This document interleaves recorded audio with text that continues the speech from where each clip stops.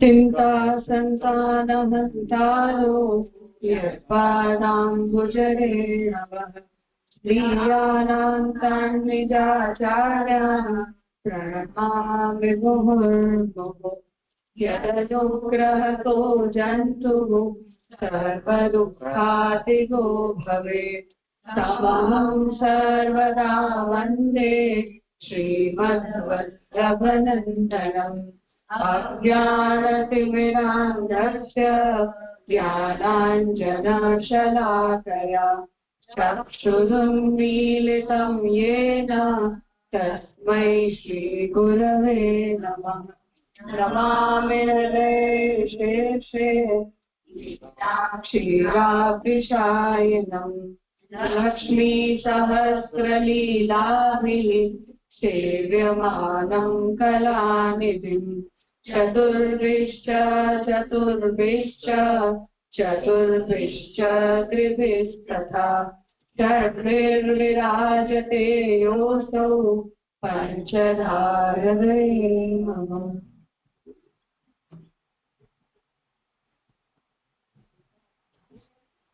कल के विषय में कुछ है? माइक ले लो।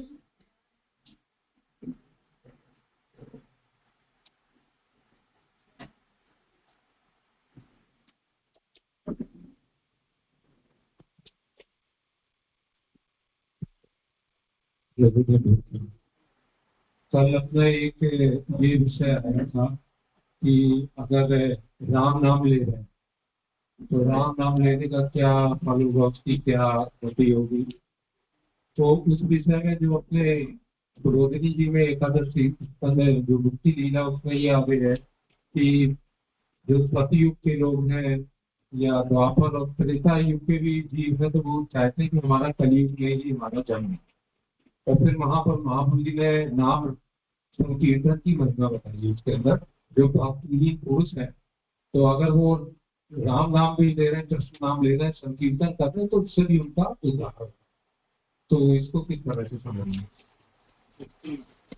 भगवान नाम लेना या प्रभु के संबंध में कोई भी प्रवृत्ति को करना, जैसे मंदिरों में लोगों की परिचर्या करने की रुचि होती है, ऐसे भगवत सेवा कोई केवल दीक्षित लोग करते हों ऐसा नहीं है। बहुत लोग अलग अलग प्रकार से ठाकुर जी की सेवा, पूजा, परिचर्या ये सब करते ही हैं। तो सर्वथा जो लौकिक प्रवृत्तियां होती हैं उनके करते तो बहुत अच्छी प्रवृत्ति है और ये सब प्रवृत्तियां उनके हृदय में भक्ति को बढ़ाने वाली भी बन ही सकती है। परंतु ऐसे जो स्वतंत्र लोग होते हैं वो लोग यदि मार्गायित होकर करने लगते हैं तो उन्हें अच्छा फल मिलता है, एक बात। दूसरा कि ये प्रारंभिक दशा में भक्तिवर्धक साधन बन सकते हैं कि हमें जितना समझ में आता है ऐसा हम करते हैं। तो वाल्मीकि जी के चरित्र में जैसे हम देखते हैं कि उन्हें केवल इतना कहा गया था कि तुम मरा मरा मरा मरा बोलो बस, पर वो उनका तपोबल था और उनमें इतना सामर्थ्य था कि वो फिर जीवन मुक्त अवस्था में जाकर और उन्हें ब्रह्मर्षि की पदवी मिल गई। इतनी उत्तम अवस्था को वो प्राप्त हो गए। पर हम देखते हैं अभी वाल्मीकि जी के नाम पर क्या दुर्दशा राजनीति फैलाती है। तो स्थिति ऐसी है। तो ऐसा जिन लोगों के अंदर इतना उत्तम सामर्थ्य होता है वो उन लोगों को तो केवल हम एक हिंट देते हैं, उससे भी वो लोग बहुत उत्तम उत्तम दशा पर पहुंच सकते हैं। बाकी मार्गायित होकर भी लोग कुछ नहीं करते हैं। तो होने के लिए तो हमारे पास दोनों ही प्रकार के उदाहरण होते हैं, परंतु जो सामान्य व्यवस्था है उसके लिए शास्त्र ये प्रेफर करता है कि आप जो भी प्रवृत्ति करो वो किसी मार्ग का हिस्सा बनकर करो, सामान्य लोगों के लिए, कि जिससे उनको एक स्पष्ट दिशा मिलती है, स्पष्टता उनके जीवन में रहती है और जो भी साधन आदि उन लोगों को करने हैं उसकी जिम्मेदारी लेने वाला कोई होता है।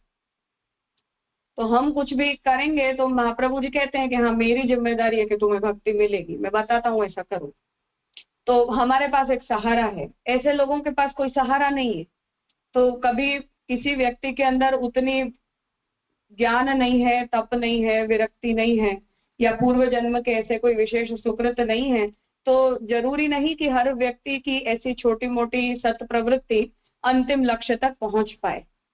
तो बस यही कारण है जिस वजह से संप्रदाय में दीक्षित होकर करने के लिए शास्त्र हमें प्रेरित करता है। अन्यथा जो लोग बिल्कुल ही प्रावाहिक प्रवृत्तियां करते हैं, उन लोगों को प्रेरित करने के लिए ऐसी छोटी छोटी प्रवृत्तियां भी अच्छी ही है। इस दिशा में अगर लोग बढ़ते हैं तो वो अच्छी बात है। परंतु ये जब जो व्यक्ति इसको शुरू करता है वो अच्छी भावना से करता है, परंतु उसे ये नहीं पता होता कि आगे जाकर ये सब कुछ कैसा बन जाएगा। तो अभी हम देखते हैं वो भजन क्लबिंग का ट्रेंड बन गया अपने यहाँ। अब नाम संकीर्तन तक कोई समस्या नहीं, सर्वाधिकारक है, इसमें भी कोई समस्या नहीं। भगवान नाम लो, भगवान के भजन कीर्तन गाओ, या ऐसे जो भी धुन वगैरह है उनको गाओ, नाचो बजाओ, कोई आपत्ति की बात नहीं। पर अब दारू पी के लोग भजन क्लबिंग के लिए जाएंगे तो हम क्या कहेंगे उनको? तो जिन क्लब्स में अब तब लोगों को ये प्रारंभिक विचार ऐसा था, जो भी ऐसी संस्थाएं इन प्रवृत्तियों को प्रमोट करती है उनको, कि चलो लोगों को ट्रेडिशनल तरीके से वो सारी धुन गाना बजाना अच्छा नहीं लगता, तो यंगस्टर जो है उन्हें प्रेरित करने के लिए अब थोड़े आधुनिक वाद्यंत्रों का उपयोग करो तो उन्हें अच्छा लगेगा। अब ड्रम सेट यूज कर लो, कोई बात नहीं, हमने भी ये सारे जो भी अपने अभी इंस्ट्रूमेंट्स यूज होते हैं उनमें से आधे हमने भी विदेशी इंस्ट्रूमेंट्स ही लिए हैं। ये तबला वबला अपने इंस्ट्रूमेंट्स नहीं हुआ करते थे, मुगलों से आए हैं। हारमोनियम भी अपना नहीं था, ये भी बाहर से आया है, तो हमने उसे एक्सेप्ट कर लिया। इस तरह से लोगों को ये था कि ये नए संसाधन आते हैं उनका उपयोग करो, वो भी किया। सर्वाधिकारक है, सबके सामने करो, गली गली करो, किसी भी रूप में करो, लोगों को आकर्षित करो, लोगों को प्रेरित करो। पर अब लोग दारू पीकर भजन क्लबिंग करेंगे तो क्या करेंगे उसका? अब वो भजन में भगवान नाम से कोई मतलब नहीं है, कुछ भी म्यूजिक बजाओ कोई मतलब नहीं होते, बीट चाहिए केवल, पर्पस इतना ही, बीट की जरूरत है, क्योंकि वो म्यूजिक अब हमें अच्छा लगने लग गया। तो ये इन सब की लिमिट्स क्या? ताल मतलब, तो ड्रम सेट पर हल्ला मचना चाहिए, मैं फिर हो हा करके नाचो बस। अब उसमें कृष्ण मंत्र भी बज रहा है तो भी क्या, और कोई मूवी का गाना बज रहा है तो भी क्या, उन दोनों में कोई अंतर नहीं है लोगों के लिए। तो इस तरह से तो हर चीज की मर्यादाओं को हम किस हद तक तोड़ सकते हैं, आपत्ति इस बात से होती है। तो किसी भी चीज को जब हम मार्गायित कर देते हैं तो उसकी कुछ मर्यादाएं, कुछ उसकी लिमिट्स बनी रहती है, उन्हें हम थोड़ा बहुत मेंटेन कर सकते हैं। लोगों के मन में ऐसा रहता है कि नहीं ये इस परंपरा का पार्ट है, या ये इस संप्रदाय का पार्ट है, या इन्होंने ये बात कही है इसलिए इनसे हमें जाकर पूछना चाहिए। इतनी जो एक सामान्य मर्यादा संप्रदाय में गुरुओं की उपस्थिति के कारण या संप्रदाय की दीक्षा परंपरा वगैरह के कारण बनी रहती है, तो लोगों में उतनी सभानता रहती है। पर जब हम उन्हें एक सत्प्रवृत्ति के नाम पर इतना खोलने लग जाते हैं तो उसकी लिमिट ये आती है कि लोग भजन क्लबिंग करने लग गए हैं। तो हम नशा करके और भजन पे नाचो, दारू पीकर नाचो, भजन जामिंग भी बोलते हैं। हाँ, तो नाचना नहीं मैं बोलती हूँ, उसमें ऐसा बच्चे हमारे भी बोलते हैं कि थोड़ा ऐसा एटमॉस्फेयर अच्छा लगता है, वॉक पे जाते हैं और वो हम सुनते हैं, उसमें गलत क्या है? मुझे भी यही पूछना था, बच्चों ने बोला था मुझे क्या पूछ के आओ। तो आप लोग ऐसे बस इंटरनल उनका ये कहना है बच्चों का कि आप लोग बोलते सब घर के अंदर करो, अपने बाहर नहीं जाना चाहिए। तो लेकिन हम जैसा अगर ऐसा भजन जाने में कितना अच्छा लग रहा है, हम सुनते हैं वॉक पे, ये काम चल रहा है हमारा साइड में बज रहा है। मैंने बताया मुझे तो समझ में आया, लेकिन अभी चला टॉपिक तो पूछ रही हूँ कि आपका क्या कहना है? नाचने की बात नहीं कर रहे। नहीं, वो कोई भी प्रयोजन से किया जाता हो, अपने यहाँ ये चीजें भक्तिवर्धक साधनों के रूप में यूज होती है। तो हुआ कि नहीं वर्धन? क्या नहीं होता है, यही आपत्ति है। वो रजोगुण और तमोगुण की वृत्तियों को केवल पोषित करता है। उसके स्थान पर अगर कुछ और भी बजने लगेगा तो उन्हें कोई इतनी आपत्ति नहीं होने वाली। यही समस्या है। आपकी चॉइस भगवान नाम नहीं है, आपकी चॉइस म्यूजिक है, या आपकी चॉइस वो वातावरण है या एटमॉस्फेयर है, बस उसमें कुछ भी हो तो चल जाता है। तो आपत्ति जब किसी भी चीज को हम मार्गायित नहीं करते हैं तो ऐसी होती है। या उसके दरवाजे हम जब सबके लिए खोल देते हैं तो ऐसा होने लग जाता है। और दुर्भाग्य ये है कि ये चैतन्य महाप्रभु के नाम पर ये सारी प्रवृत्तियां होती हैं।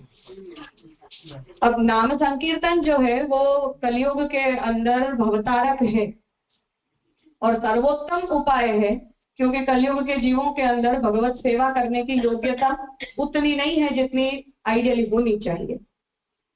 तो हम सब उतना कुछ नहीं कर सकते हैं, तो जो भी वाणी और कान के द्वारा स्मरण में हमारी 3 इंद्रियों का जो विनियोग इसमें हो सकता है, श्रवण कीर्तन और स्मरण में, क्योंकि परिचर्या से लेकर और दास्य सख्य आत्मनिवेदन पर्यंत की भक्ति करने का सबका सामर्थ्य नहीं है।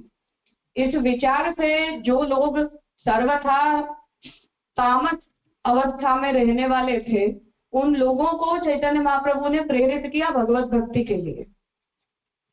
क्योंकि हम जानते हैं कि बंगाल, उड़ीसा वगैरह स्थान के जो लोग थे वो किस प्रकार के अति तमस वातावरण का अनुसरण करने वाले थे। उन्हें भगवत सेवा में प्रविष्ट करवाना कैसे? ये नहीं है कि उन्होंने भगवत सेवा का उपदेश नहीं दिया है, मिसइंटरप्रिटेशन है ये सारे। परंतु ऐसी जो लोग बिल्कुल तामसी वृत्ति वाले रहे हों इतने जन्मों जन्म से, या पूरा माहौल ही उतना ज्यादा शक्ति उपासक होने के कारण इतना ज्यादा तमस पूर्ण रहा हो, उन लोगों को हम और सब साधनों में प्रवृत्त नहीं कर सकते हैं, तो नाम संकीर्तन में प्रवृत्त कर सकते हैं। पर समस्या ये है कि ये जैसे अपने यहाँ भगवत सेवा का व्यापारीकरण हमारे संप्रदाय की विकृति है, ऐसे नाम संकीर्तन की वहां उतनी विकृति हो चुकी है कि अब वो कीर्तन फेस्टिवल होने लगे हैं, पेड रजिस्ट्रेशन होने लगे हैं, उसके नाम पर अच्छा खाना, 5 स्टार होटल में रुकना और अच्छा खासा म्यूजिक और नाचो और गाओ और जाओ। शोज होते हैं, ये जैसे कॉन्सर्ट्स होते हैं ऐसे कीर्तन के कॉन्सर्ट्स होने लग गए। और वहां के ही जो वैष्णव हैं वो जैसे अपने यहाँ ये कीर्तन गाने वालों की मंडली, ये पेड मंडलियां अब होने लग गई। वो अब हमारे लिए सत्संग और संकीर्तन का विषय नहीं रह गया। तो रसिया इवेंट्स अपने यहाँ भी यही होते हैं। तो हमने पूरा फागुन का जो महीना हमारे लिए जो ठाकुर जी के साथ हमारी सख्य भक्ति को एंजॉय करने का पीरियड था, उसे हमने तमाशा बनाकर छोड़ दिया। क्या पूरा महीना क्या करो, रसिया इवेंट्स करो, ग्रांड इवेंट करो, ग्रांड डेकोरेशन करो, ठाकुर जी के स्वरूप में बना बनाकर नाचने वालों को बुलाओ, उन्हें अपने पैरों में बिठाओ। हम उतनी तमीज रखते थे कि ठाकुर जी के वेश में भी कोई होता है ना, उससे भी हम आदर देते थे। रासदारियों को दंडवत प्रणाम करके उनके चरण स्पर्श किए जाते हैं, उनकी आरती करते हैं हम, क्योंकि वो केवल वेश भी धारण किया है, तब भी हम उनका आदर करते हैं।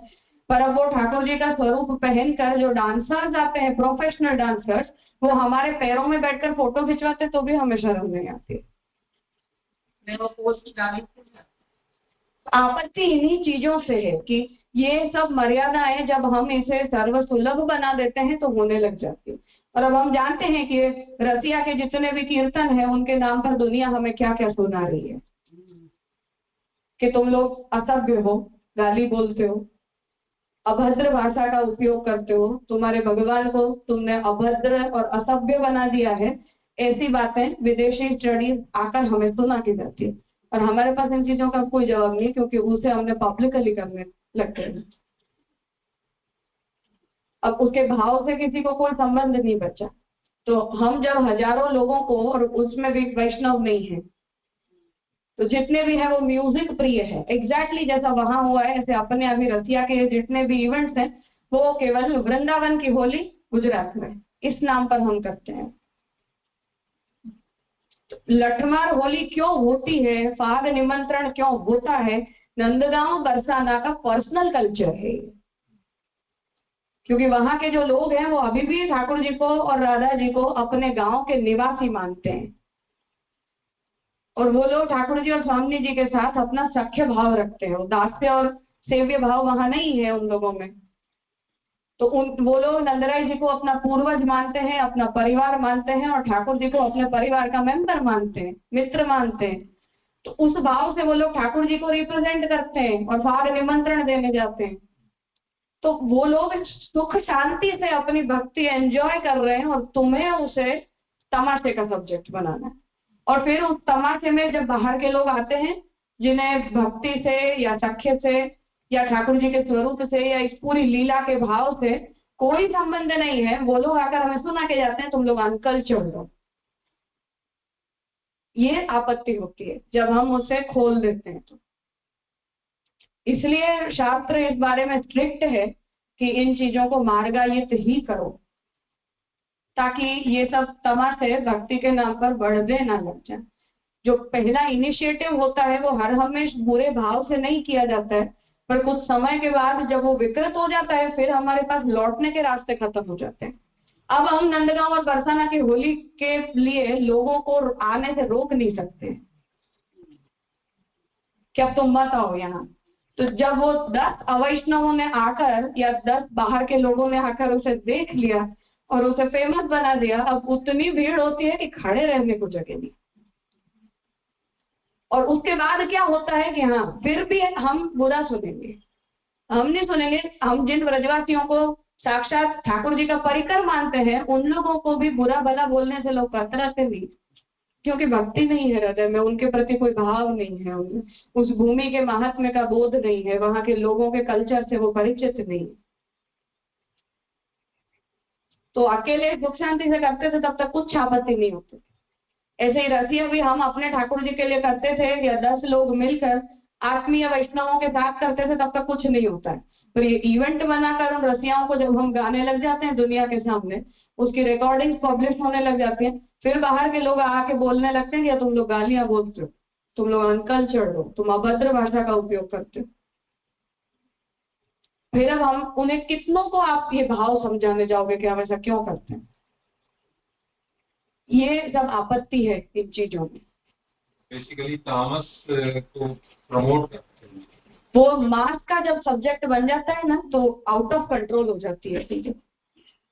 इसलिए किसी को भी अगर प्रारंभिक अवस्था में भी हम ऐसी कोई भी सत्प्रवृत्ति बताते भी हैं तब भी उस व्यक्ति को इसी के लिए हमें प्रमोट करना चाहिए कि तुम भविष्य में जाकर किसी भी एक वैष्णवीय संप्रदाय का पार्ट बन जाना। जो भी भाव परंपरा तुम्हें अच्छी लगती हो, जो भी संप्रदाय तुम्हें अच्छा लगता हो, पर अपनी उस साधना को एक बाउंड्री दो, कोई भी दो। ऐसा नहीं कि केवल हमारे संप्रदाय में आओ। तो ब्रज की ऐसी स्वतंत्र भाव परंपराएं भी हैं, वहां चले जाओ। शुद्ध जो संप्रदाय है उनमें जाना है तो वहां चले जाओ, पर ये गुरु के आग्रह से जो शास्त्र कहता है कि गुरु के मार्गदर्शन में करो, पूछ कर करो, बता कर करो, आत्मीय वैष्णवों से सीख कर करो, इन सब चीजों को आग्रह इसीलिए अपने रखा जाता है ताकि ये चीजें थोड़ी सी कंट्रोल में बनी रहे।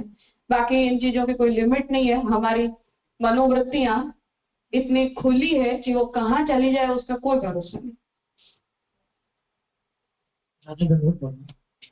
इसका मतलब ये हुआ कि जैसे हरे राम हरे कृष्ण जो संप्रदाय है इसमें तो वो लोग सब कीर्तन जाहिर में करते हैं, तो वो उनका एक समझो संप्रदाय का एक रिवाज होगा, ऐसा समझ लेते। अपना भक्ति पुष्टि भक्ति मार्ग संप्रदाय में उनको कीर्तन करना है तो गुरु के सीमित रखना चाहिए। अपने यहाँ जो ठाकुर जी के सेवा क्रम संबंधी कीर्तन होते हैं उन्हें हम सेवा से अतिरिक्त समय में नहीं करते हैं, किसी के साथ बैठकर भी नहीं करते हैं। सीखने के लिए हम करते हैं तब तक कोई आपत्ति नहीं है कि हमें गाना नहीं आता है तो हम अपने परिचित वैष्णवों से उसे सीख लें, तब तक कोई समस्या नहीं है। पर ठाकुर जी की स्पष्ट सेवा संबंधी जो कीर्तन है वो अपने यहाँ समाज गायन का विषय नहीं है। जो बधाई होती है खेल के दिनों के, जो ये रसिया धमार के जो कीर्तन होते हैं, आश्रय के जो कीर्तन होते हैं, वैष्णवों के नित्य नेम वैराग्य के जो कीर्तन है वो हम समाज गायन में करते हैं, वैष्णव साथ मिलकर करते हैं, जिन्हें हम सत्संग के रूप में करते आए हैं। बाकी सीखने के लिए हम करते हैं तब तक आपत्ति नहीं है। बाकी सेवा संबंधी जो कीर्तन है वो अपने यहाँ समाज गायन में गाए ही नहीं जाते हैं, कभी भी ठाकुर जी के सन्मुख ही किया जाता है।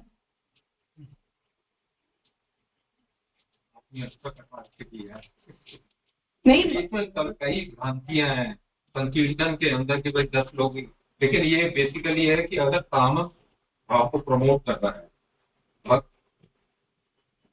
भक्ति ही है, चलिए कोई बात नहीं है जैसे महापुरुष जी कह रहे हैं, लेकिन फिर वो अगर आपका तामस की तरफ आपको प्रेरित कर रहा, फिर तो गड़बड़ है। क्योंकि किसी भी व्यक्ति को जब हम उसे मार्गायुक्त करने के लिए जब प्रमोट नहीं करते हैं और उसे ऐसा खुला छोड़ देते हैं कि तुम्हें जो चाहे वो करो, तो ऐसी ही स्थिति बनती है फिर।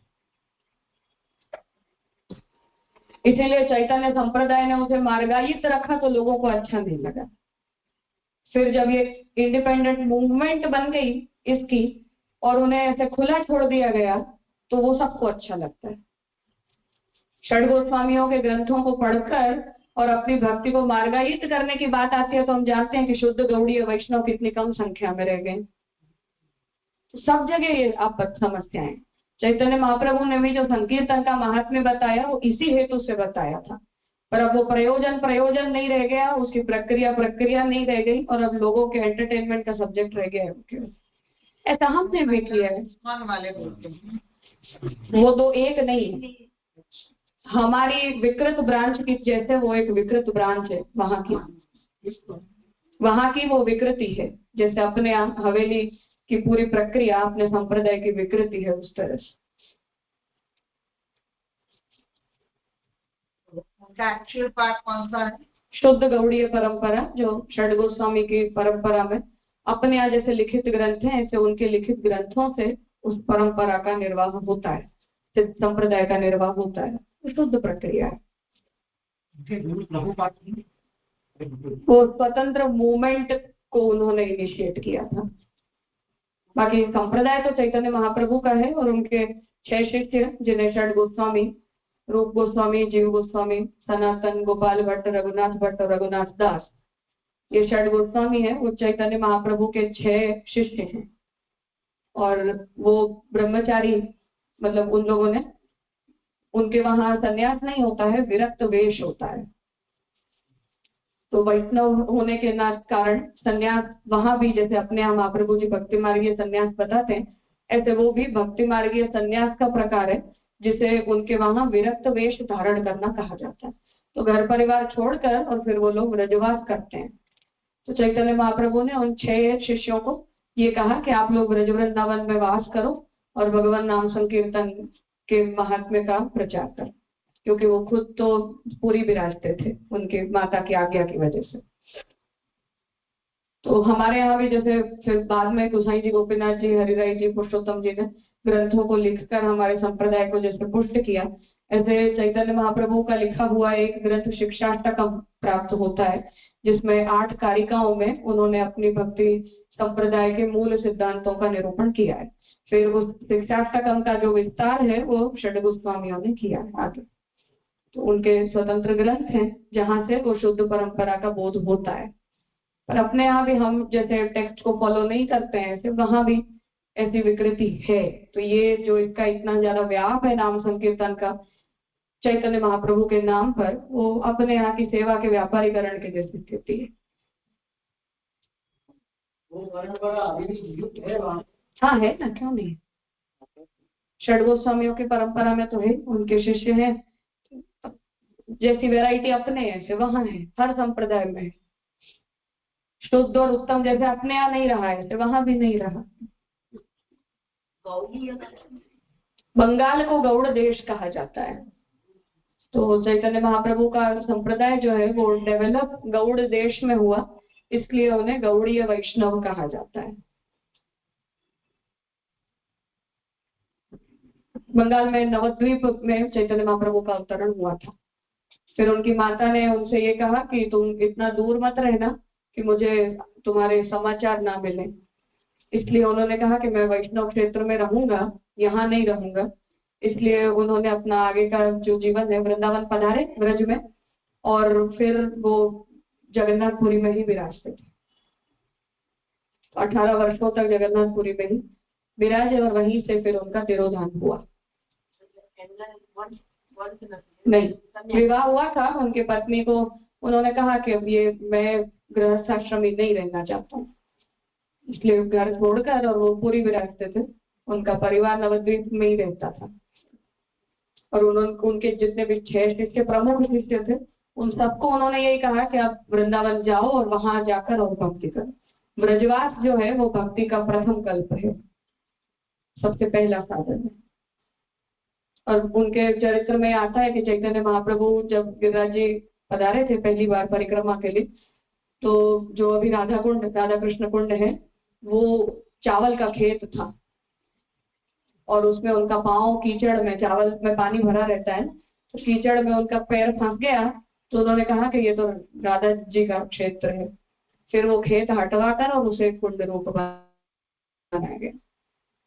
महाप्रभु जी और चैतन्य महाप्रभु समकालीन है, इसलिए उस समय ब्रज की स्थिति थी, कहने का अर्थ है परंपरा गोपाल मंत्र से दीक्षा होती है।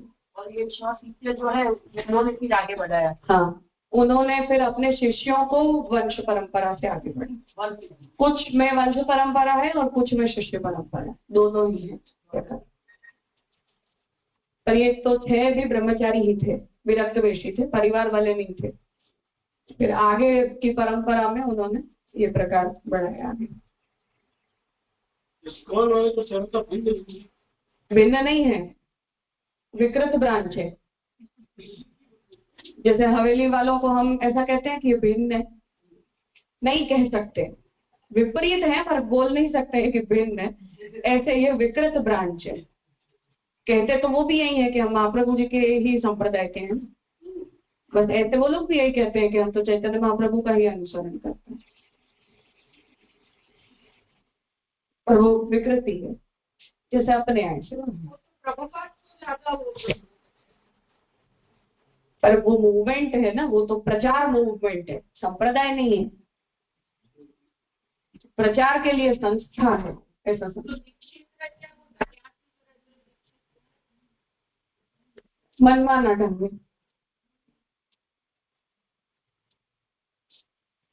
दीक्षा तो वही अपने यहाँ कैसे लेते वो लोग भी गोपाल मंत्र ही है, पर ढंग मनमाना है। जैसे हम मार्क्स में ब्रह्म संबंध देते हैं, मंत्र तो नहीं बदल सकते, खैर उतनी हिम्मत नहीं है, कर सकते तो वो भी कर जाते सबके। ठीक है, मंत्र की दीक्षा तो जरूरी वाले को देते हैं। मैंने कल कहा वो ओंकार पूर्वक और क्लीमकार पूर्वक दोनों तरह से होती है। अद्विजों को क्लीमकार पूर्वक दी जाती है।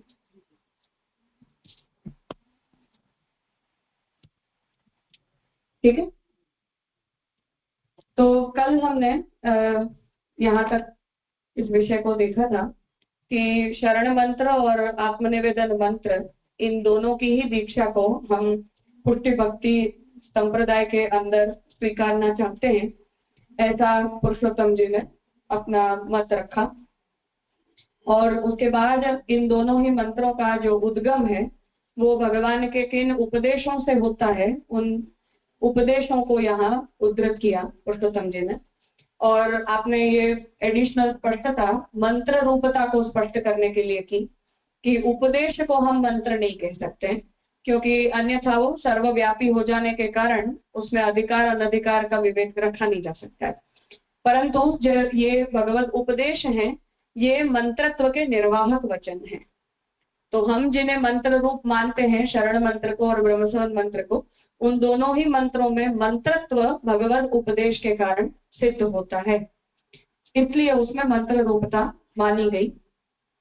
उसके बाद जो संशय उपस्थित किया गया वो ये किया गया कि शास्त्र के अंदर शरणागति के अन्य भी मंत्र उपलब्ध होते हैं, तो उन मंत्रों का स्वीकार हमारे संप्रदाय में क्यों नहीं किया जा सकता।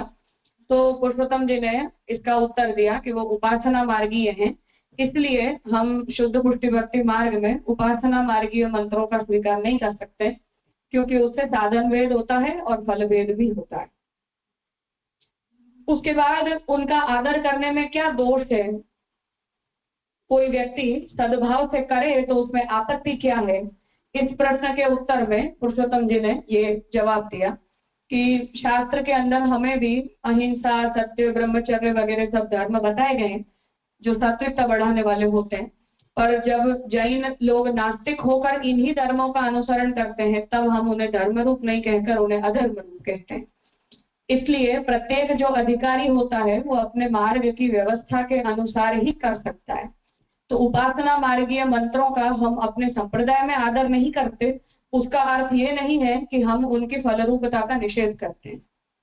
पर हम ये कहते हैं कि वो जिन अधिकारियों के लिए है उन्हें वो फलित होते हैं, और हम दूसरे प्रकार के अधिकारी हैं, इसलिए हमें शरण मंत्र और आत्मनिवेदन मंत्र ही फलित होता है।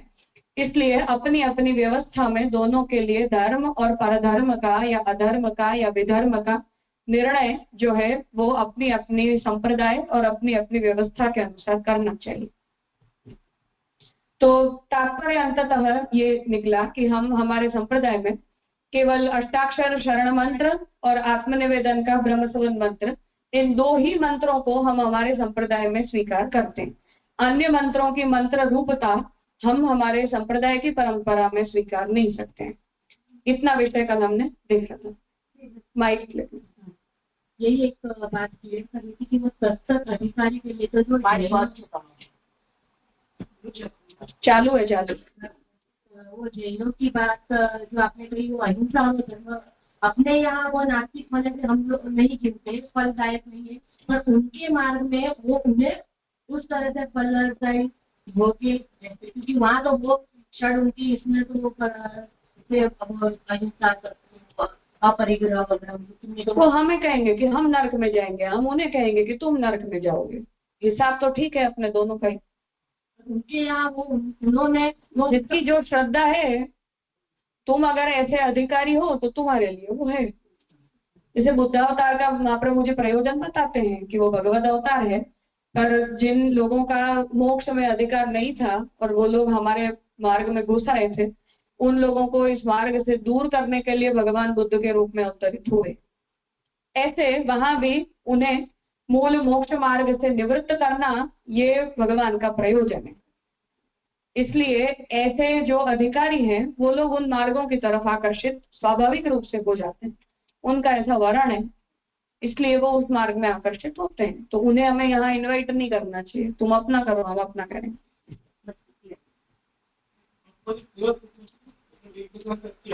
विरक्ति अपरिग्रह का मतलब ये होता है कि वस्तुओं को इकट्ठा नहीं करना, बेयर मिनिमम में चलाना।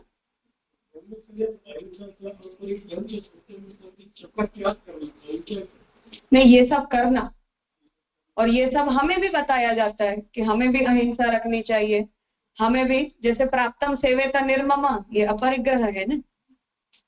तो ये सब हमारे लिए भी धर्म है, ये तो सात्विक धर्म है। जो भी व्यक्ति इनका अनुसरण करता है उसमें सत्व बढ़ता है। तो पुरुषोत्तम जी ये बता रहे हैं कि पर हम उन्हें देखकर ये कहें कि ये भी कितने सात्विक हैं, इन्हें भी मोक्ष होगा या इन्हें भी स्वर्ग मिलेगा, इनका भी पुण्य इकट्ठा होगा, ऐसा नहीं बोल सकते हैं। उनकी सात्विकता को धर्म नहीं समझ सकते। हाँ, यही अगर हम आस्तिक होकर करेंगे तो हमारे लिए ये परम धर्म है। वो नास्तिक होकर करते हैं, इसलिए धर्म रूप होने के बावजूद भी ये सब उनके लिए अधर्म बन जाते हैं। तो मार्गानुसारी ये चीजें हैं, ऐसा मूलतः आप बताना चाह रहे हैं। उपासना मार्गीय व्यक्ति अपने पुरुषार्थों की फल सिद्धि के लिए इन मंत्रों का अनुसरण करेगा तो उसके लिए वो धर्म है, उसे वो करना चाहिए। हम करेंगे तो हमारे लिए वो अधर्म है, क्योंकि हम उस मार्ग के लिए नहीं बने, ऐसा बताना चाहते। इसलिए हम इन मंत्रों का आदर अपने संप्रदाय में नहीं कर सकते, ये मूलतः तात्पर्य है। मतलब तो संसार नहीं, ये जो नास्तिक है और ये सब कर रहे हैं, फिर भी उनको कुछ अच्छा फल नहीं मिलने वाला है, नरक ही मिलने वाला है नास्तिकता के हिसाब से। तो नरक का क्या मतलब है? नरक लोक, सृष्टि नहीं, संसार नहीं।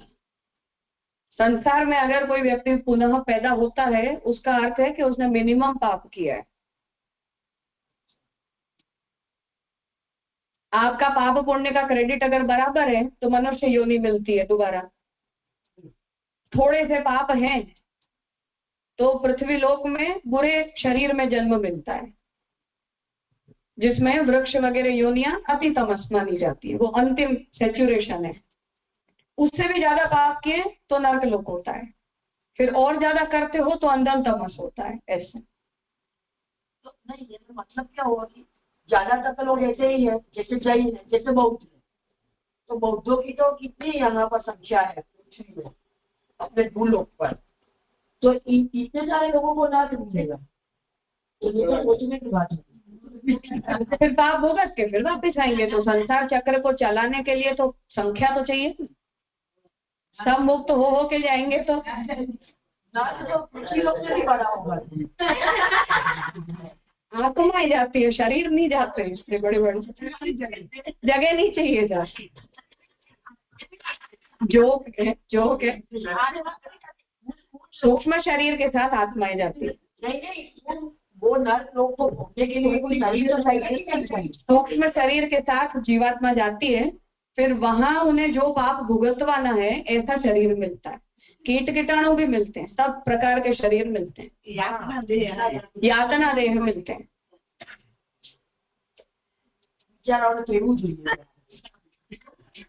नहीं समझते हैं तो वो हम ही बोलते हैं कि तुम नरकवासी होने वाले हो।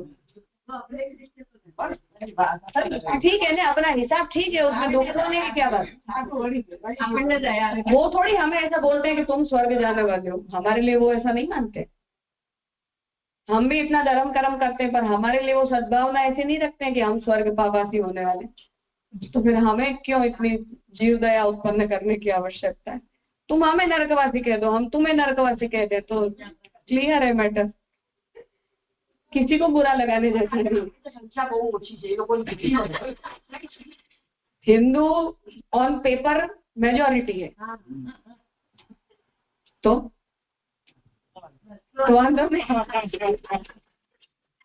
हमारे जैसे फ्रेंड्स होते हैं ना, हमको ऐसे बोलते हैं कि हम लोग जरा भी बटेटा नहीं खाते, और आप लोग तो शुरुआती बटेटा से खाते, मतलब कितना तो मेजर डिफरेंस ऐसा है। जब शादी ब्याह की बात चलती है बच्चों की, तो वो लोग हमारे वैष्णव लड़की क्यों नहीं दिखते हैं, क्योंकि आप लोग तो ऊपर से ही बटेटा खाते हो, तो बटेटा ही नहीं चलता है। तो मैंने आर्ग्यूमेंट किया खाली बटेटा ही आस्तिक नास्तिक इकट्ठे कैसे हो सकते हैं। सबसे पहली प्रॉब्लम ही वहां है कि आस्तिक और नास्तिक कैसे मेल कैसे है दोनों। हम ईश्वर नहीं मानते हैं और वो, हम ईश्वर मानते हैं और वो ईश्वर नहीं मानते हैं। पर वो मुक्त जीव है भाई, ईश्वर नहीं है उनके लिए। वो देवी देवताओं के सामने होने से कुछ नहीं होता है, वो उनके लिए मुक्त जीव है, सिद्ध है केवल, जिन्होंने पुण्य बल इकट्ठा किया है बहुत। उनको जाना किसे है, नहीं, मोक्ष प्राप्त करना है ना। पर मोक्ष का जैसे भगवान बुद्ध बताते हैं, ऐसा उनका अर्थ है कि जन्म मृत्यु के चक्र का जो मूल प्रयोजक हमारी संसार आसक्ति है, वो जब मिट जाती है तो जैसे दिया में तेल खत्म हो जाता है, ऐसे तेल खत्म करना है बस, और मोक्ष का कोई अर्थ नहीं। हाँ, बस वो तेल खत्म हो जाना चाहिए ताकि दिए को जलने के लिए कोई ईंधन ना मिले। ऐसे हम अपनी संसार आसक्ति को ड्रॉप कर देते हैं तो जन्म मृत्यु के चांस खत्म हो जाते हैं, बस इतना ही अर्थ है। दिए का बुझ जाना ही मुक्ति होती है। भगवान बुद्ध की भी यही इंटरप्रिटेशन है, जैनों के भी यहाँ भी यही। तो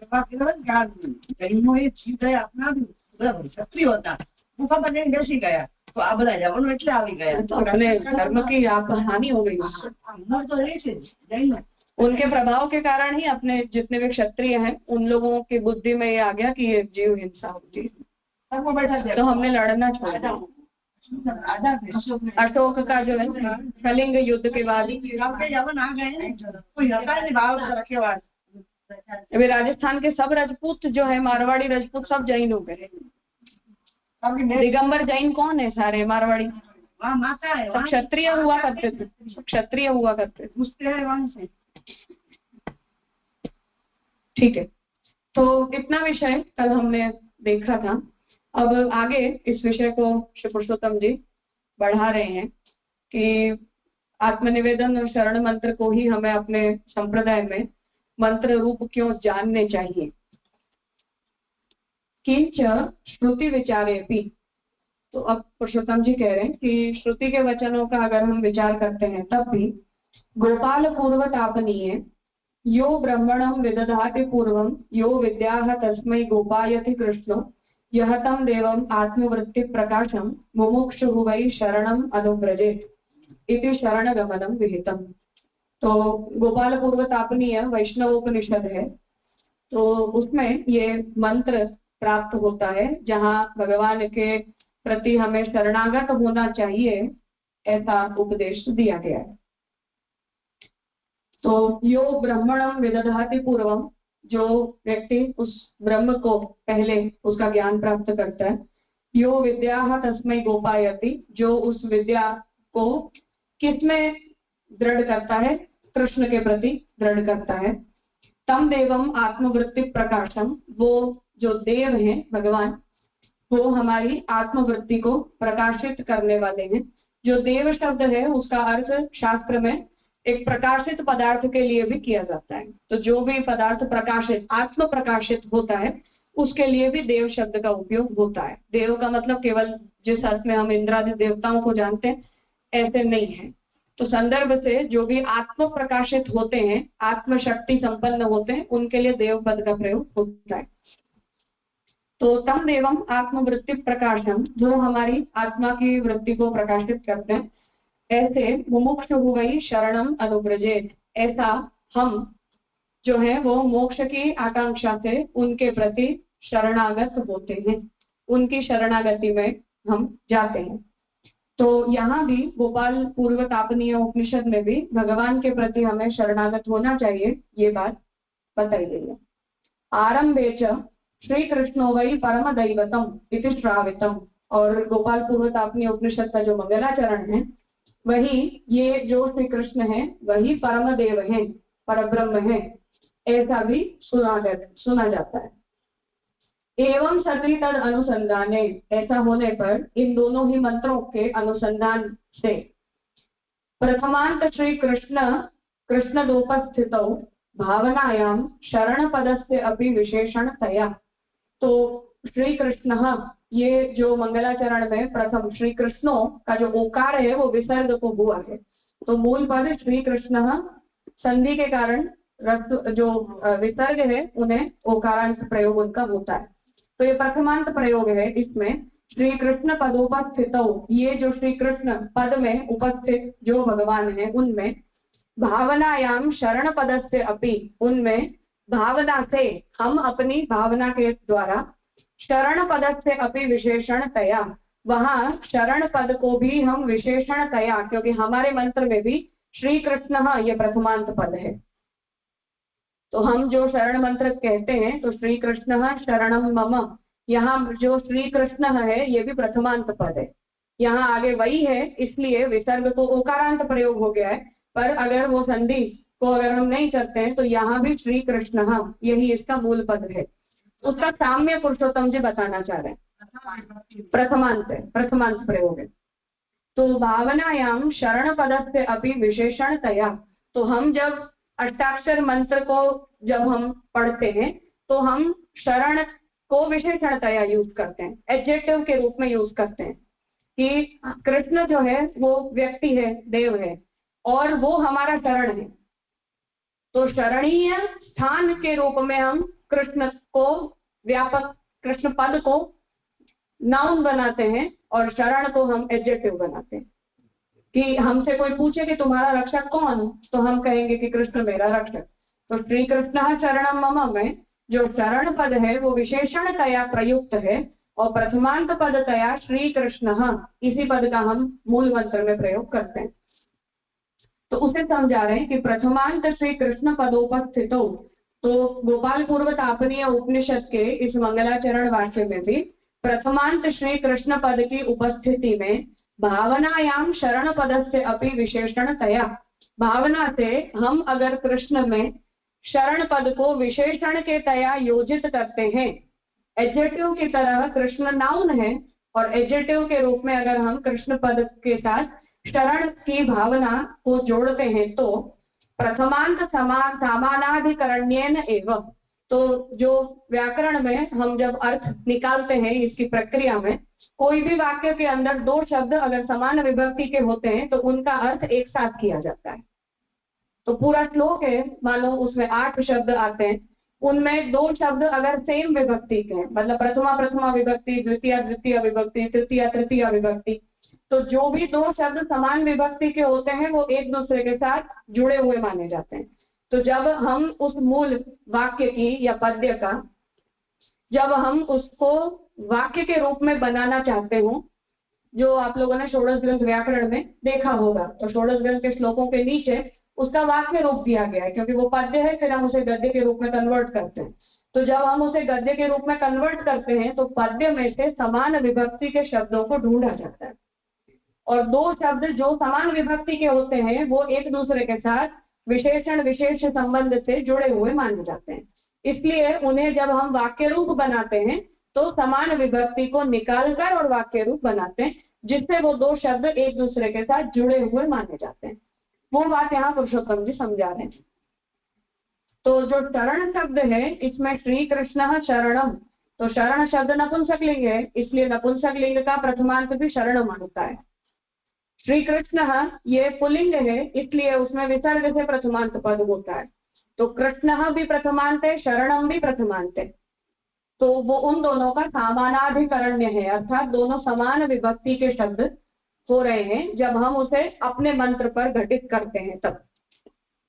तो प्रथमांत समानाधिकरण्येन एव उपस्थितौ, तो दोनों ही जो शब्द हैं, अभी पढ़ रहे हो तुम लोग ये, तो ये दोनों जो शब्द हैं ये दोनों ही समान अधिकरण वाले होने के कारण उनकी समानाधिकरण्येन उपस्थिति होने से स्ववाचक पदस्य, स्व अर्थात भगवान को वाच्य बनाने वाले षष्ठ्यंतस्यैव उपस्थिति, और फिर जब हम मम में हम अपने आप को जब उद्बोधित करते हैं तो उसमें हम षष्ठ्यंत का प्रयोग करते हैं, जो हमें अपने आप को संबोधित करने के लिए यूज करते हैं। तो हमारे मंत्र में श्री कृष्ण शरणम मम ऐसा जब हम बोलते हैं तो श्री कृष्ण और शरणम ये दोनों प्रथमांत पद होने से एक दूसरे के साथ जुड़ते हैं। तो शरण शब्द ये कृष्ण का विशेषण बनता है, और मम ये हम अपने आप को स्वबोधित है, हम अपने आप को विषय बनाकर मम बोलते हैं, इसलिए हम वहां षष्ठ्यंत का प्रयोग करते हैं। इसलिए उसका अर्थ हम श्री कृष्ण मेरी शरण है, ऐसे हम अर्थ उसका प्रकट करते हैं। ये हमारे शरण मंत्र के तात्पर्य को पुरुषोत्तम जी समझाना चाह रहे हैं। इसको एडजेक्टिव बनाना है शरण को, तो श्री कृष्ण का शरण एडजेक्टिव कैसे बनेगा? जिसके शरण में भाने योग्य है, ऐसे एडजेक्टिव बनेगा। भगवान रक्षक बनने योग्य है, या भगवान हमारी रक्षा के धर्म को अपने अंदर स्थापित किए हुए हैं। शरण को एडजेक्टिव बनाना है, तो शरण एडजेक्टिव बनेगा तो शरण धर्म रहेगा किसमें? एडजेक्टिव रहता तो नाउन में है ना। तो कृष्ण शरण योग्य है, ऐसे कृष्ण मेरी शरण है, मैं कृष्ण को अपना रक्षक मानता हूँ।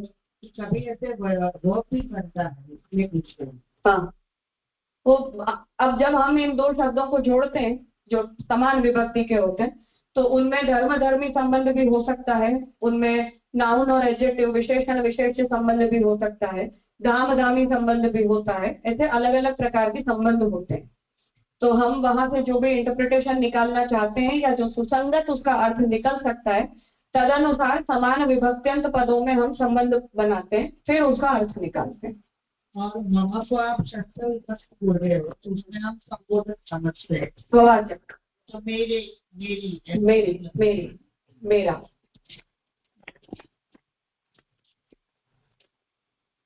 तो उसका तात्पर्य यहाँ पुरुषोत्तम जी ने समझाया कि प्रथमांत समानाधिकरण्येन एव, तो शरणम और श्री कृष्ण ये दोनों प्रथमांत पद हैं और इन दोनों में समानाधिकरण्य है। समानाधिकरण्य का मतलब है कि दोनों का आधार एक है। अधिकरण आधार स्थान मेज दोनों का प्रथमांत है, प्रथम विभक्ति है। तो समानाधिकरण्येन एव उपस्थितौ, तो ये दोनों ही शब्द प्रथमांत समानाधिकरण्य से उपस्थित होने के कारण एक दूसरे के साथ जुड़ते हैं। तो शरण शब्द को हम कृष्ण से एसोसिएट करते हैं।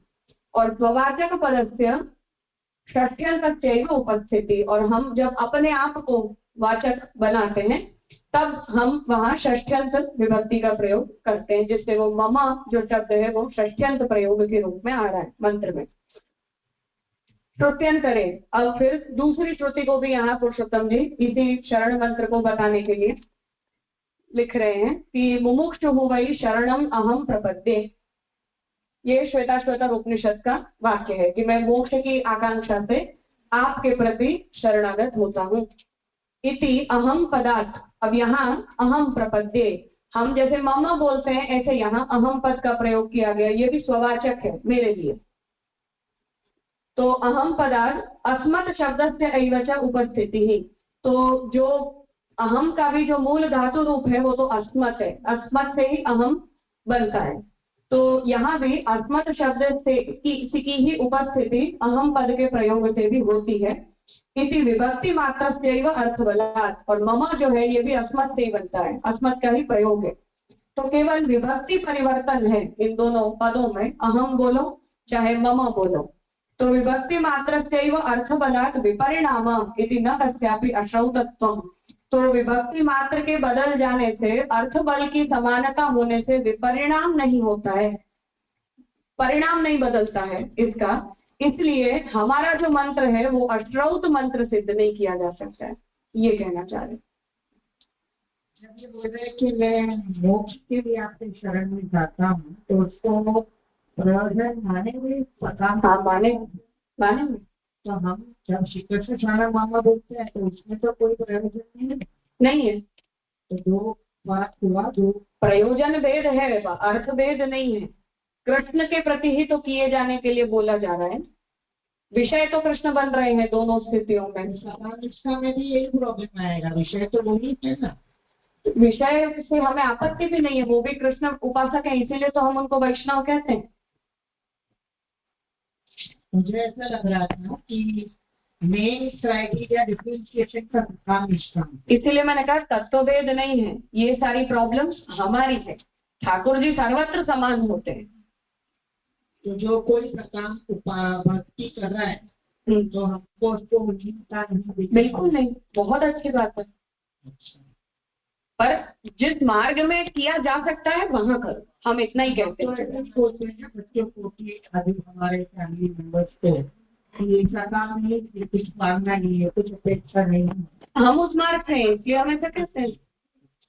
और कोई ऐसा चाहता हो तो उस मार्ग में जाकर करे जहाँ ये अलाउड है, हमें कोई प्रॉब्लम नहीं है उस बात से। हम ध्रुव जी को भक्त के रूप में उनकी प्रशंसा करते ही हैं, पीछे बोलते भी हैं कोई बात नहीं, उसमें क्या हो गया। निष्कामता हर मनुष्य मात्र के लिए प्रशंसनीय होती है, हर व्यक्ति को निष्काम होना चाहिए, परंतु यदि कोई है तो कोई आपत्ति की बात नहीं है, अधर्म नहीं। पर यहाँ इस मार्ग में रहकर करोगे तो हमें आपत्ति है। जिस मार्ग में सकामता प्रोहिबिटेड नहीं है वहां जाकर करो, अपनी सकामता को मार्गायित करो। फिर से बात यही है, अपनी सकामता को मार्गायित करो।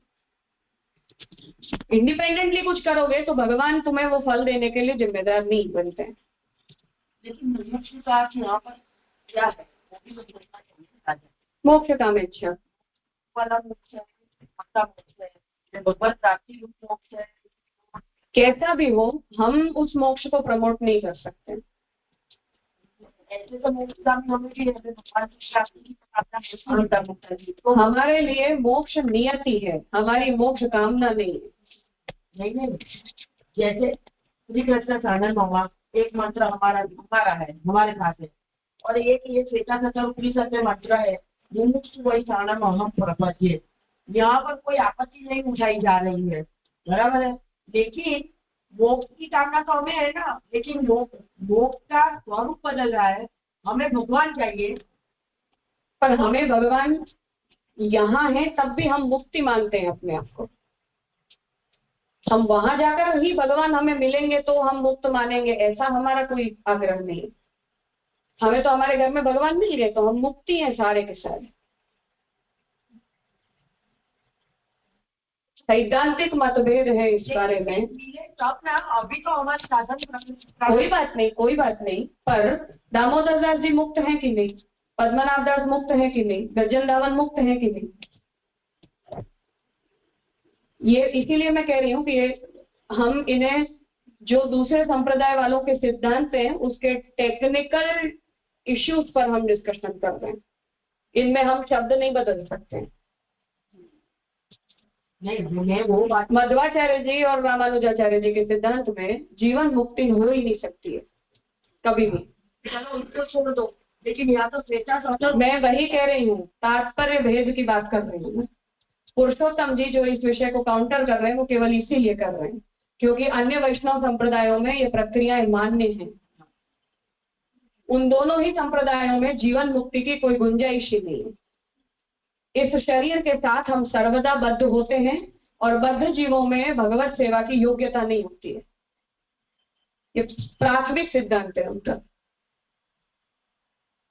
हम बंधन मुक्त होकर ही भगवत परिचर्या के योग्य बनते हैं। वो तो आपने बताया, बहुत बार बताया है, लेकिन यहाँ पर जो मुख्य शब्द है, इसीलिए मैं कह रही हूँ ये हमारा सिद्धांत नहीं है, इसीलिए प्रॉब्लम है। नहीं, हम अभी जो कृष्ण की परिचर्या कर रहे हैं संप्रदाय में, वो मतलब क्या जीवन मुक्त होकर थोड़ी कर रहे हैं? नहीं कर रहे हैं, पर कृष्ण परब्रह्म है हमारे घर में, वो विभूति नहीं है।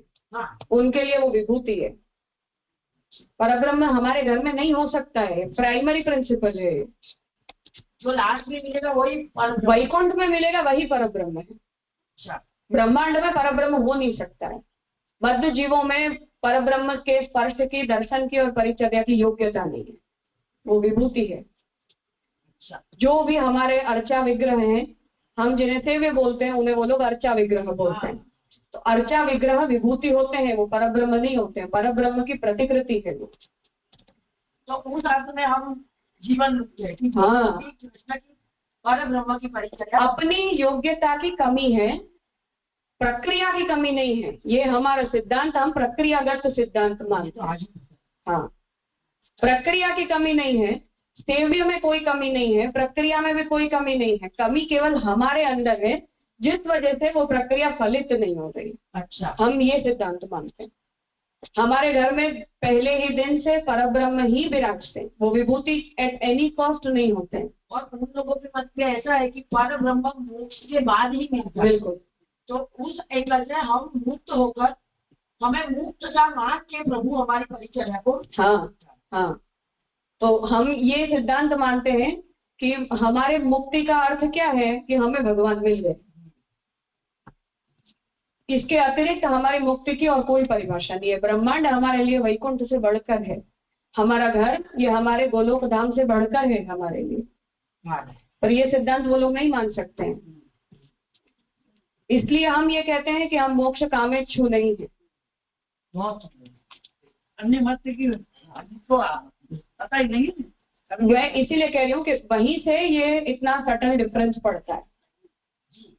ये जो छोटे मोटे जो डिफरेंसेस हैं वो इस प्रकार के हैं। तो जो हमारा सिद्धांत से हम ये मानते हैं कि ठाकुर जी के अवतरण में विभूति रूपक तो कभी प्रकट नहीं होता है, चाहे हम साधन दशा में क्यों ना हो। लेकिन इतना पता था, सिद्धांत रहस्य ग्रंथ से इतना पता था कि जीव सदोष है, ब्रह्म निर्दोष है, सदोष का निर्दोष के साथ संबंध नहीं हो सकता है, इसलिए ब्रह्म संबंध मंत्र से हमें निर्दोष जैसा मान कर प्रभु हमारा स्वीकार कर रहे हैं। लेकिन मुक्त जैसे है वो हमारा कॉन्सेप्ट क्लियर नहीं। मैं वही कहना चाह रही हूँ कि भगवान जब हमारे घर में सेव्यतया प्रकट होते हैं तो वो परब्रह्म ही प्रकट होते हैं। उनमें लेश मात्र भी न्यूनता नहीं होती है, वो विभूति नहीं है। ये हमारा प्रथम भेद हो गया, सिद्धांत भेद। वहां वो विभूति है क्योंकि हमारे अंदर उसकी योग्यता बद्ध जीवों में आ नहीं सकती है। और तत्व सिद्धांततः क्योंकि वहां जीव और ब्रह्म के अंदर भेद मध्वाचार्य जी मानते हैं और रामानुजाचार्य जी जो है वो आत्मा शरीर संबंध से किंचित भेद मानते हैं, परंतु वो भेद ऐसा है जो कभी मिट नहीं सकता है। तो हम जब ये कहते हैं कि हमारे पास कृष्ण में सायुज्य मुक्ति की गुंजाइश है, ऐसी सायुज्य मुक्ति का कोई भी प्रकार रामानुजाचार्य जी और मध्वाचार्य जी दोनों ही नहीं मानते हैं। क्योंकि नारायण जो है वो इस ब्रह्मांड से, मतलब जड़ और जीव दोनों से सर्वथा व्यतिरिक्त तत्व है। वो उपादान कारण नहीं है कभी भी सृष्टि के। उनकी जो उपादानता है उसका तात्पर्य केवल इतना है कि सृष्टि उनके ऊपर अपने अस्तित्व के लिए निर्भर है, जड़ और जीव दोनों। तो निर्भरता को उपादानता बोला जाता है। हम मिट्टी घड़े में घुसकर जैसे उपादान बनती है, ऐसे नारायण सृष्टि में उपादान नहीं बन सकते। ये दोनों का सिद्धांत है, जीव के प्रति भी नहीं और जड़ के प्रति भी नहीं। इसलिए जीव का कृष्ण में पूर्ण सायुज्य कभी नहीं हो सकता है। समझ में आया, पूरा समझ में आया राजा। इसलिए अब ये स्थिति बनती है कि कोई भी जीव अपनी बद्ध अवस्था में, मतलब इस स्थूल और सूक्ष्म शरीर के साथ वो जीवन मुक्त हो ही नहीं सकता है। इसलिए जीवन मुक्ति नाम का कंसेप्ट ही उनके वो एक्सेप्टेबल नहीं है। हम जिसे निरोध और सर्वात्म भाव या व्यसन की अवस्था में हम जिसे जीवन मुक्त कहते हैं, वो जीवन मुक्ति की कोई गुंजाइश वहां नहीं है, क्योंकि वो सर्वदा अध्यासग्रस्त ही होते हैं। और अध्यासग्रस्त देह संघात वाले जीवात्मा के अंदर नारायण की परिचर्या की योग्यता नहीं आती और न परब्रह्मत्व उनके सामने कभी प्रकट हो सकता है। वो मुक्त जीवों में आती है। इसलिए कामना, हमारी प्राइमरी कामना ये है कि यहाँ हम जो कुछ भी करते हैं वो प्रैक्टिस सेशन है उनके लिए, उनके सिद्धांत के हिसाब से। और जब हम जो वैकुंठ में जाकर करते हैं वो हमारी मूल प्रक्रिया है, वो मूल भक्ति है, शुद्ध सेवा है या शुद्ध भक्ति है। और हम ये कहते हैं कि चाहे हम साधना अवस्था में क्यों ना हो, पर हमारी वृत्ति अगर इस बारे में स्पष्ट है, मन में हमारे ठाकुर जी के स्वरूप को लेकर कोई संशय है तो वो तो एक अलग केस हो गया। पर महाप्रभु जी की सैद्धांतिक स्पष्टता के साथ चाहे हम ABCD से क्यों ना शुरू करते हो, पर हमारे घर में डे वन से परब्रह्म ही होते हैं, वो कभी विभूति नहीं होती है। और जो हमारी प्रक्रिया है वो भी जीवन मुक्तों की ही प्रक्रिया है। वो पूरी भगवत सेवा करने वाला प्रत्येक जीव जीवन मुक्त है, यही अपनी प्रक्रिया है। अब कमी हमारे अंदर है इसलिए वो उजागर नहीं होती है बस, पर वहां वो प्रक्रिया तय मान्य नहीं है। इसलिए वो मोक्ष कामना भक्ति की कामना है। ये मेजर डिफरेंस है हमारे बीच में। ये जो रामानुजन महात्मा ने जो शब्द निकाला मुक्ति का, वो वेद को तो मान्य नहीं है। वेद तो ऐसा नहीं कहता है ना, सबको सब वचन मिलते हैं। नहीं, अब महाप्रभु जी ने जो कहा, महाप्रभु जी वो इंटरप्रिटेशन मान्य नहीं करते। हमें तो महाप्रभु जी को ही, वही मैं कह रही हूँ, हम महाप्रभु जी को मानेंगे, वो अपने संप्रदाय को मानेंगे। लेकिन अपन महाप्रभु जी के तात्पर्य से ये वेद का संदर्भ नहीं मानेंगे, हम नहीं मान सकते। हम अगर शुद्ध डॉक्टरल चर्चा करेंगे तो हम नहीं मान सकते, नहीं मान सकते। बाकी जीव मात्र की भगवत भक्ति आदरणीय है, उस बारे में हमें किसी भी वैष्णव से कोई आपत्ति नहीं। भगवत भक्त हो तो तुम्हारे भी उपास्य वही है और हमारे भी वही है, हम एक समान। इस बारे में कोई संशय का प्रश्न नहीं है। ठाकुर जी हैं, ठाकुर जी में कोई परिवर्तन नहीं आता है। अन्यथा जो लोग तिरुपति को विभूति मानकर अगर उनकी अर्चना करते हो तो हम तो तिरुपति को परब्रह्म ही मानते हैं। हम उनका प्रसाद भी परब्रह्म बुद्धि से ही लेते हैं। महाप्रभु जी ने भी लिया है, वरना ये चीजें कैसे बैलेंस करेंगे? यानी वैदिक मत तो यही है जो हमें नहीं, तत्वतः ठाकुर जी हम सभी के लिए एक ही है। एक ही, उनके भी वही उपास्य हैं, हमारे भी वही उपास्य हैं। इसलिए हम वैष्णव होने के नाते हम सब सर्व समान हैं। प्रत्येक विष्णु भक्त एक समान है। पर ये जो संप्रदाय भेद है उसे हम मिटा नहीं सकते कभी, तो ये रहेगा ही। हमारे जो सेवा स्वरूप है उसको तो परब्रह्म मान के ही सेवा कर रहे हैं उनकी, पर उनकी अनुभूति हमको नहीं हो रही है क्योंकि हमारे में कुछ दोष है। बट हमारे में कामना तो वो है ना कि हमको अल्टीमेटली तो परब्रह्म को प्राप्त करना है, तो फिर उसमें समस्या नहीं आएगी। परब्रह्म को प्राप्त करना है ये समस्या है इस वाक्य में। परब्रह्म हमें प्राप्ति है, अनुभूत नहीं है केवल। और वो अनुभूति में कमी हमारी तरफ से, ठाकुर जी की तरफ से कोई कमी नहीं है। ठाकुर जी तो अपने मूल स्वरूप से हमारे सामने प्रकट ही विराज रहे हैं। ठाकुर जी तो आ ही गए हैं हमारे पास। हमारे अंदर जो कमी है उसे ओवरकम कर लो तो सब कुछ जो है वो शुद्ध वैकुंठ है हमारे घर में।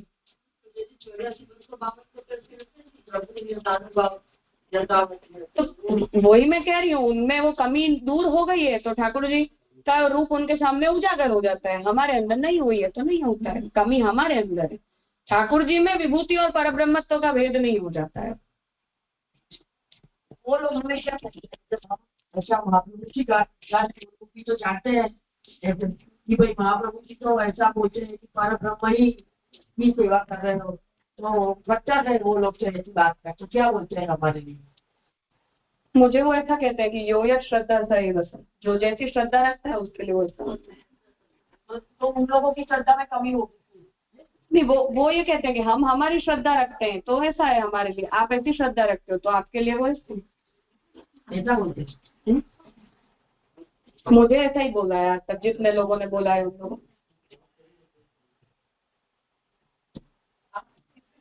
और मैं भी उनसे ऐसा ही कहती हूँ। मैंने कहा आप अपने अर्चा अवतार को जो मानते हो, हम तो इन्हें परब्रह्म ही मानते हैं। हमारे लिए परब्रह्म ही है, साक्षात है। हम इनमें विभूतित्व का स्वीकार नहीं करते। तो हम प्रणाम करते हैं तो हम परब्रह्म मानकर ही करते हैं। प्रसाद लेते हैं, परब्रह्म का प्रसाद ही है हमारे लिए। और हम बद्ध हैं तो हम अपने आप को बुरा नहीं मानते। हमारे अंदर कोई नेगेटिविटी नहीं है अपनी अवस्था को लेकर। हम सुपीरियर हैं, ऐसा ही हम तो मानते हैं। सेवा प्रणाली सबके लिए ठाकुर जी एक होते हैं, ठाकुर जी की लीलाएं एक है, ठाकुर जी का नाम एक है, ठाकुर जी का महात्म्य एक है, नवदा भक्ति एक है, हमारा तिलक एक है, हमारी तुलसी कंठी एक है।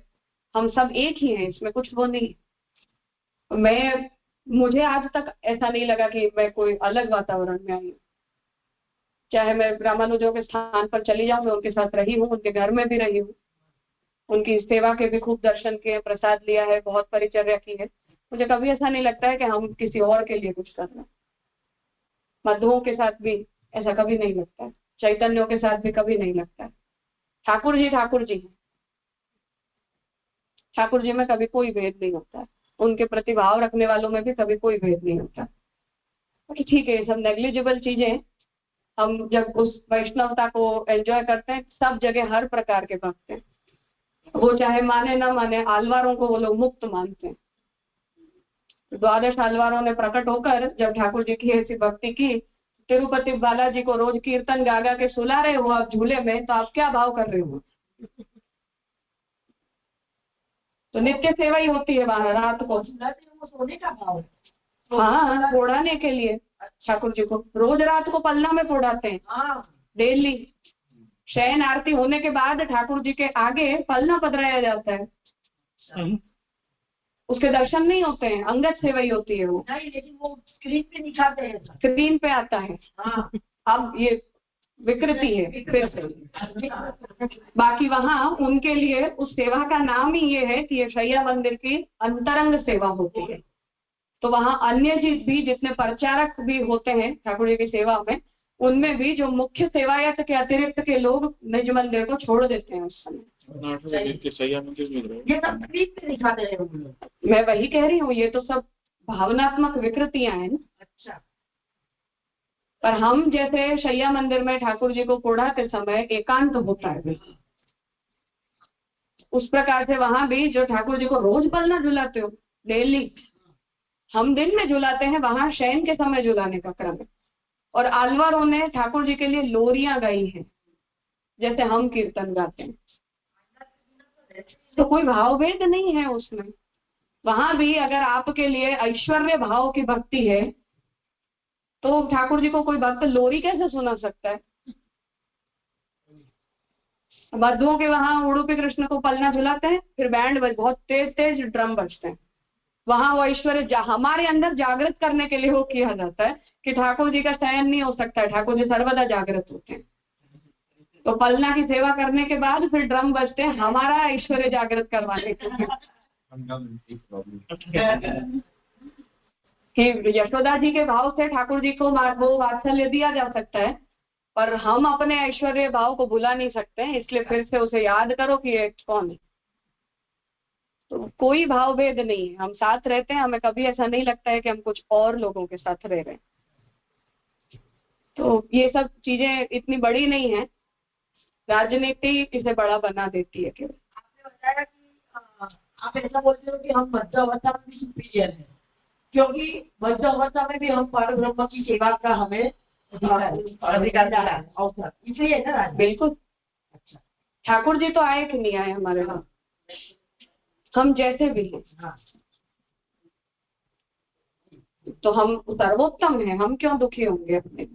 ठीक है, जो हमारे अंदर कमी है उन्हें ओवरकम करने का प्रयास हमें करना चाहिए, पर हम जिनसे भी प्रेम करते हैं उनकी सब कमियों को भी तो हम नजरअंदाज करते ही हैं ना, सब में कमी होती है, तो हम प्रेम होता है तो हम उनकी उन कमियों को अच्छा बना देते हैं, ऐसी है ये बात। पर एक चीज राजा होनी चाहिए कि जैसे हम माने अपने को उनके भीतर ही तो हमें वैष्णव मात्र सर्वोत्तम होता है, प्रत्येक विष्णु भक्त प्रत्येक कृष्ण भक्त उत्तम उत्तम होता है। वैष्णव मात्र में भगवत स्वरूप के ही दर्शन हमें करने चाहिए, स्पष्ट सिद्धांत है।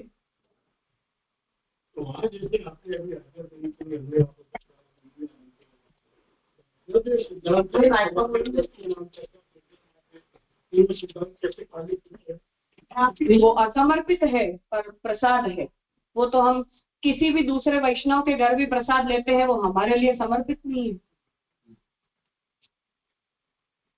हमारे ठाकुर जी कोई भी दूसरे वैष्णव के घर हम जाकर जब प्रसाद लेते हैं तो वो हमारा समर्पण नहीं है, क्योंकि वो सेव्य हमारा नहीं है। उसे तो कहीं नहीं लेना चाहिए, अपने सेवे के अतिरिक्त का। ऐसे वैष्णवों को हमारे परिवार में हमने देखा है जिन लोगों ने अपने ठाकुर जी की झाड़ी के अतिरिक्त कोई जल नहीं पिया जीवन में कभी। अपने पियर भी अपने ठाकुर जी के जल को बॉटल में भर के और जाके रात लौट के आते थे, और वो अपने संप्रदाय के वैष्णव नहीं थे, वो चैतन्य संप्रदाय के वैष्णव थे। कहने का अर्थ ये है कि उन लोगों ने ये समर्पण, शुद्ध समर्पण यही होता है कि फिर तो मेरा पति मेरा, तुम्हारा पति तुम्हारा। पर हम अगर ऐसे आग्रही न हो, वैसे उत्तम पक्ष अपने संप्रदाय के लिए यही है। फिर किसी के यहाँ का भी प्रसाद जो है वो हमारे लिए प्रसाद हो सकता है, पर वो समर्पित नहीं होता है। समर्पण हमारा हमारे सेवे के लिए होता है और किसी के लिए कभी नहीं हो सकता है। पर हम अन्य वैष्णवों के वहां यदि प्रसाद ग्रहण करने का प्रकार यदि हम रखते हैं तो जो भी वैष्णव क्षेत्र हैं उन क्षेत्रों में आज की जो आधुनिक विकृति है वो एक अपनी समस्या है। मंदिरों के अंदर जो प्रसाद होता है वो ठाकुर जी का प्रसाद ही नहीं होता है, जो बाहर वितरण में आता है, क्योंकि इतना मास अब आने लग गया कि ठाकुर जी को इतना सिद्ध करना और इतना अरोगाना, ये व्यवस्था कोई दुनिया का व्यक्ति निभा नहीं सकता है। परंतु यदि ठाकुर जी के थाल से सीधा प्रसाद यदि हमें उपलब्ध होता हो, कणिका भी क्यों नहीं, प्रसाद पेट भरने की चीज नहीं होती है, कणिका भी क्यों नहीं, पर वो ग्राह्य है, उसमें कोई आपत्ति का विषय नहीं। कोई भी वैष्णव क्षेत्र हो, देवद्रव्य वगैरह की सब चीजों को हमें देखभाल लेना चाहिए। आज ये सब चीजें भी अब बदल चुकी हैं, पर फिर भी ओवरऑल करें आगे। समर्पण के लिए जो ये डेफिनेशन है तो ये सिर्फ अन्न तक के जब तक सीमित रह जाता है तब बहुत ज्यादा क्वेश्चन हो जाता है।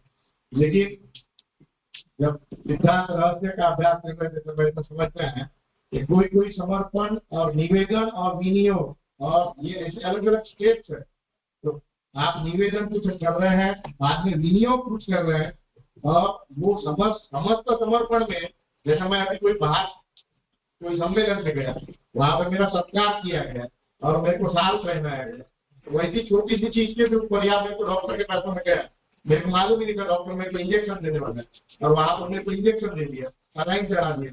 अब वो समर्पण मेरे को कैसा करना है, ये सब चीजें अलग अलग टुकड़ों में बात की गई। तो ये सर्वस्व समर्पण की जब बात आती है ना, तो ये सब छोटी छोटी चीजें जब भूल जाती है, वो बात सब पूरी प्रसाद पर आकर कैसा की, तो सर्वस्व समर्पण के बारे में वो व्याख्या छोटी रहेगी, क्योंकि सिर्फ अन्न तक के तो बात नहीं हो, तो बात वहाँ पर साल उठा लिया उसकी भी समर्पण की बात की, मैंने चप्पल लेकर गया उसकी भी बात आ गई, तो वो सब छोटी छोटी बातें भी है। सही बात है। अभी ये यहाँ पर वाक्यों के उदाहरण से जो चल रही श्वेता उठनी सब, तो अभी कुछ समय पहले हालोर में क्लास था, तो वहां पर बात हुई कि उदाहरण सर्वस्व एकदम सेम टू सेम हो ही नहीं सकता। उदाहरण होता है, नहीं, यहाँ कोई उसके लिए चर्चा नहीं कर रहा है। नहीं, ये श्वेता मुमुक्षु की बात नहीं, मैं स्पष्ट कर रही हूँ कि पुरुषोत्तम जी ने जो ये पूरी बात उठाई है वो ये वैष्णवीय संप्रदाय भेदों के लिए ही उठाई है। हाँ, तो लेकिन इन लोगों को जो ये नहीं, वो इसीलिए ये चर्चा हो रही है कि ये मुमुक्षुता का जो तात्पर्य है वो हमारे लिए भी नियति के संदर्भ से, इच्छा के संदर्भ से, सेवा फल में बताई गई व्यवस्था के हिसाब से और जीवन मुक्त की व्यवस्था के हिसाब से, वैष्णवीय मंत्रों के अंदर भी और वैष्णवीय सिद्धांतों के अंदर भी ये सब आपत्तियां उपस्थित हो सकती हैं। और पुरुषोत्तम जी जो यहाँ स्पष्टता करना चाह रहे हैं वो इसीलिए करना चाह रहे हैं ताकि इन वैष्णवीय मंत्रों में भी हम इस बारे में डिस्क्रिप्शन करना हमें आना चाहिए, जिसके लिए मैंने उद्धव गीता पढ़ाते समय भी मैंने ये कहा था कि भगवान ने बहुत प्रकार का भक्ति योग उद्धव जी को भी कहा है और उसे हमने तब देखा भी था कि वो भक्ति योग एक तरह से नहीं है। तो भक्ति के अलग अलग प्रकार हैं, अलग अलग अधिकारी हैं, इसलिए अपने अपने लोगों के लिए ये सब चीजें हैं। तो मैं जो रामानुज और मधु सिद्धांत की जहां तक बात है वहां तक ये इसका पुरुषोत्तम जी जो काउंटर करना चाह रहे हैं वो इसी प्रयोजन से करना चाह रहे हैं कि हम इन्हीं भेदों के कारण उन मंत्रों का आदर अपने संप्रदाय में नहीं कर सकते। वैष्णव मंत्र हैं और उत्तम हैं, तत्त फलों के लिए विहित हैं, इस बारे में कोई संशय नहीं, इसका विरोध हम भी कभी नहीं करते। इसीलिए ये कहने का अर्थ था कि ये पूरा डेवलपमेंट सब्जेक्ट है, इसी हेतु से किया गया है। तो विभक्ति मात्र से अर्थबलात् विपरिणाम इति न कस्यापि अश्रौतत्वम्। तो पुरुषोत्तम जी उसे यहाँ स्पष्ट कर रहे हैं कि अब इन मंत्रों में भी जो सिद्धांत निरूपित हुआ है उसके साम्य को देखते हुए हम श्री कृष्ण शरणम मम इस मंत्र में अश्रौतत्व की आपत्ति को उपस्थित नहीं कर सकते। न च पुनः उन लोगों को, हाँ, वो हमसे ये कह रहे हैं कि वैष्णव मंत्र में आप सर्व समानता क्यों नहीं मान सकते हो, या अन्य भी शरण मंत्रों का आदर क्यों नहीं कर सकते हो। जैसे ब्रह्म संबंध मंत्र मिला तो हमारे मन में, जैसे कल हमने ये पूछा कि क्यों गोपाल मंत्र की जरूरत है, ऐसा कोई उल्टा भी पूछ सकता है कि महाप्रभु जी के पास पहले से ही गोपाल मंत्र था तो ब्रह्म संबंध मंत्र की क्या आवश्यकता है, या उस नूतन दीक्षा पद्धति को शुरू करने की क्या जरूरत है। दीक्षा चतुष्टयी में श्यामगंगा जी ने इसीलिए उस ग्रंथ को प्रकाशित किया क्योंकि ये पूरी आपत्ति गोपीनाथ जी के एक श्लोक से उठी है, पूरा बवाल,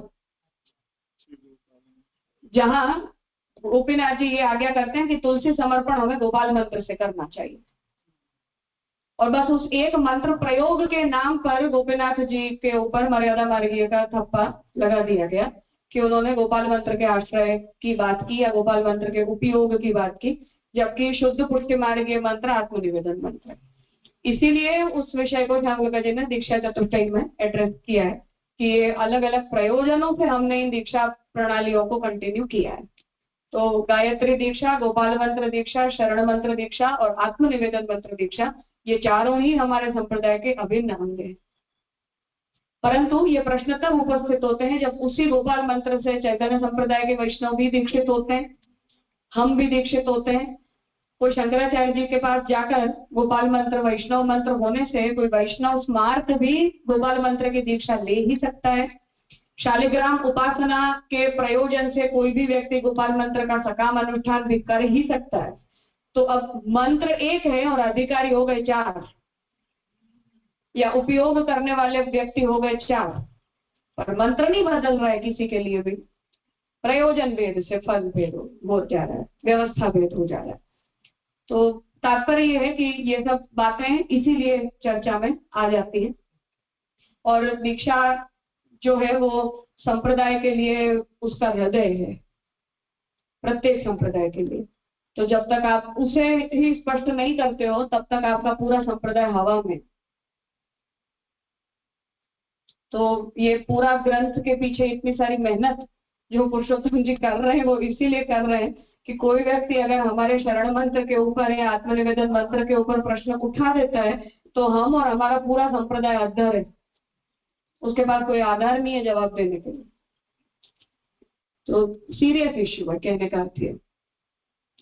तो इसलिए पुरुषोत्तम जी हम समझ सकते हैं हैं कि ये जो मंत्र है हमारे संप्रदाय के दीक्षा मंत्र जो है वो स्पष्ट रूप से कहीं भी वेद में जैसे ये सब मंत्र दिखाए गए ऐसे नहीं है, नूतन कोई आविष्कार है मंत्रों का जो ठाकुर जी ने खुद प्रकट होके किया है।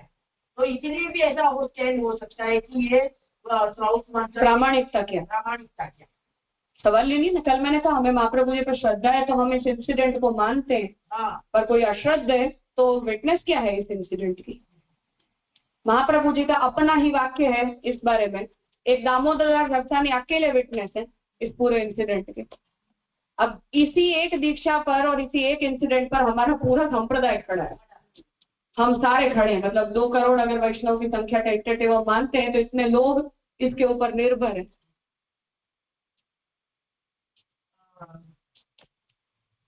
तो मुझे ऐसा लगता है राजा कि पुरुषोत्तम जी तो ये बात सिद्ध करेंगे प्रमाणतः कि ये वैदिक है, इससे प्रमाण आवश्यकता नहीं है, लेकिन जितने वैदिक वैष्णव मंत्र है उससे भी ये त्रुटि है, ये हम कहना चाह रहे हैं। वही तो समस्या है सर। समानता है अगर तो आवश्यकता ही नहीं है। फिर गोपाल मंत्र और ब्रह्मस्वरूप मंत्र वैकल्पिक है, और अगर समानता नहीं है तो उसका स्वीकार क्यों है। ये उत्तम है तो उत्तम के मिलने के बाद गौण की आवश्यकता नहीं रह गई। इसीलिए तो ये सारी समस्याएं उठ रही। और वो अगर तांत्रिकी है या श्रौत और स्मार्त है तो तुम उत्तम कैसे हुए, ये आपत्ति है पूरी। इसीलिए इतनी मेहनत कर रहे हैं इस बात के पीछे। सवाल ही नहीं। कोई हमसे अगर ये पूछ ले कि दूसरे कृष्ण मंत्रों में और तुम्हारे में क्या फर्क है, या हम मंत्र बोले तुम मंत्र बोलो, उसमें क्या फर्क है, तो बताना, जवाब तो देने पड़ते हैं कि नहीं। मैंने ही बोला था ट्रेन में ये सब पढ़ रहे हैं अब तक और ये पढ़ रहे हैं। अगर आपत्ति लगती चारे पढ़े एकदम आपके ऊपर के बोल रहा था तो जवाब तो अब यहाँ ये बता रहे हैं कि नगस्यापि अश्रौतत्वम, तो इस तरह ये मंत्र अश्रौत नहीं है। तो जो कल हमने देखा था उसकी निर्वाहकता, उपदेश की निर्वाहकता से, तो उससे तात्पर्य साम्य है, शब्द साम्य है, विभक्ति का सामान्य है, अर्थ साम्य है, इसलिए हम इसे अश्रौतत्व का आपत्ति इस पर उपस्थित नहीं कर सकते। न च मंत्रेषु विपरिणामो अनुचितः इति शंक्यम। तो अब पूर्व पक्षी ये प्रश्न कह रहा है कि मंत्रों में किसी से विपरिणाम होता है ऐसा बोलना अनुचित है। कोई भी मंत्र के प्रति हम ऐसे शब्द का प्रयोग नहीं कर सकते कि उससे विपरिणाम होगा। तो उसका आप जवाब दे रहे हैं कि इति शंक्यम नवमस्य प्रथम पादे।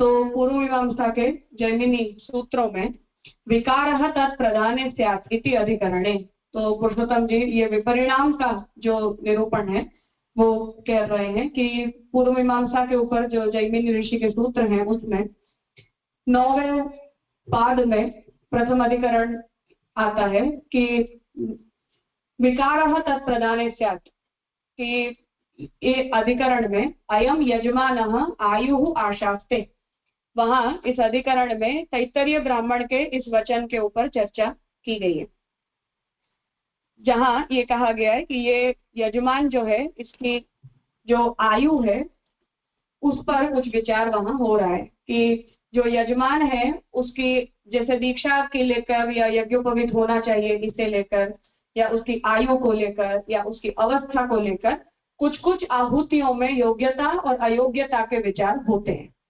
जो बात हम ये वृत्रासुर वाले प्रसंग में देखते हैं कि मंत्र में एक छोटी सी गलती हो जाती है तो देवता के बदले राक्षस पैदा हो जाते हैं। अब मंत्र के उच्चारण की गलती है, शब्द में नहीं गलती करी है कोई। जैसे ये तनुवित्तजा में हमने तनुजा वित्तजा कर दिया तो कितनी आफत हो जाती है। इतना सा छोटा सीमिंगली माइनर मॉडिफिकेशन है केवल, और वो भी मान लेते हैं हम चलो कि व्याकरण के सिद्धांत से किया भी जा सकता है कि जा पद को हम तनुजा और वित्तजा दोनों से जोड़ सकते हैं, पर विपरिणाम कितना है उसका। कहाँ तो हमें कृष्ण मिलने थे, और केवल इतना विभाजन कर देने से गोसाई जी कहते हैं कि ये तो अभिमान वर्धक होता है। केवल तनुजा वित्तजा का डिवीजन कर देने से अभिमान बढ़ता है, केवल कृष्ण नहीं मिलते। कितना बड़ा विपरिणाम है। यद्यपि उसमें हमने कोई नया शब्द नहीं जोड़ा है, कोई नया शब्द नहीं जोड़ा है, परंतु केवल उसके स्वरूप में कुछ हमने ऊपर नीचे कर दिया। उस प्रकार से जैमिनी इस अधिकरण में ये चर्चा करते हैं कि शास्त्र में भी इस विषय में ये कहा गया है कि किसी मंत्र का अच्छा मंत्र है, परंतु उसका उपयोग यदि कोई अदीक्षित कर देता है या कोई कम आयु का व्यक्ति उस मंत्र में आहुति दे देता है या अन्य कोई व्यक्ति उस मंत्र के स्थान पर उसकी आहुति दे देता है, तो कर्म में विपरिणाम बताए गए।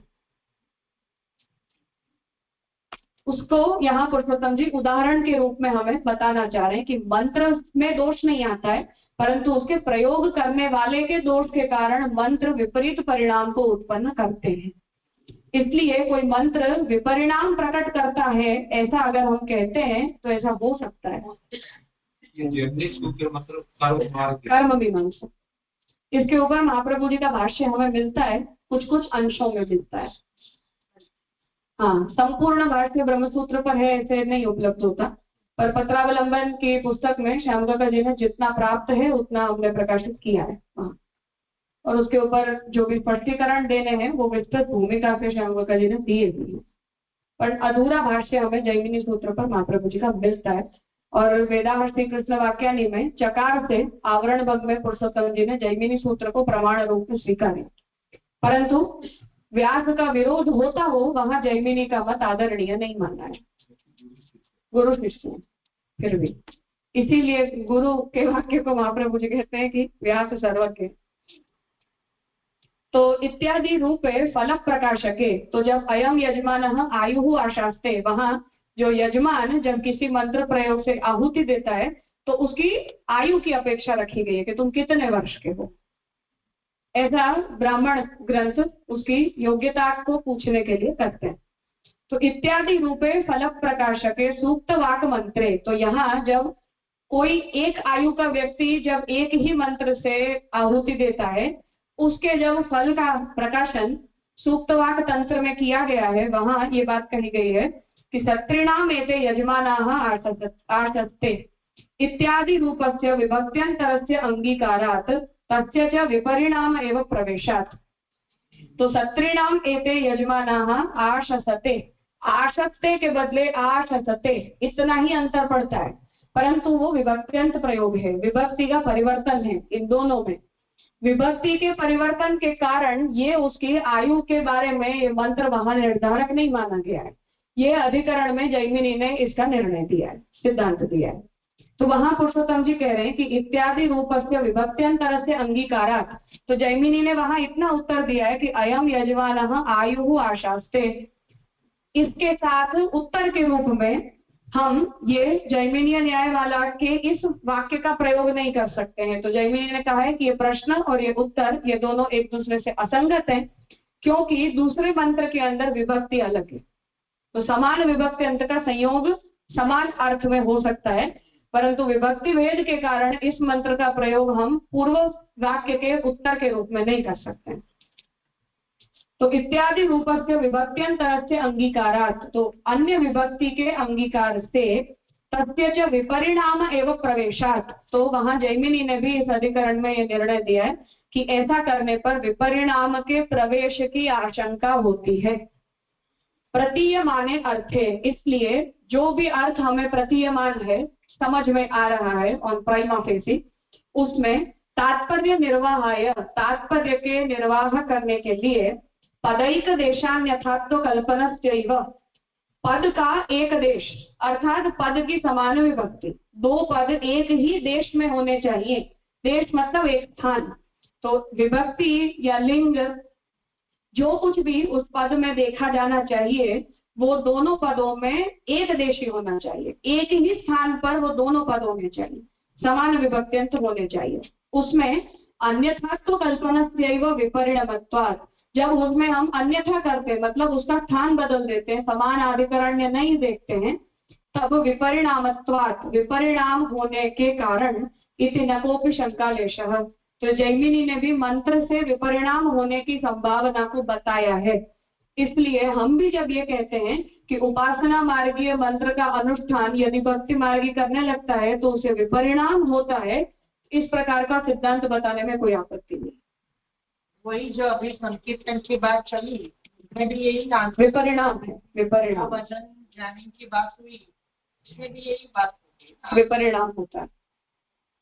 भगवान नाम के दुरुपयोग का प्रत्यवाय होता है, पाप होता है। स्पष्ट है? आप लोग 5-1 मिनट का विराम कर लो, फिर हम आगे का विषय लेते हैं।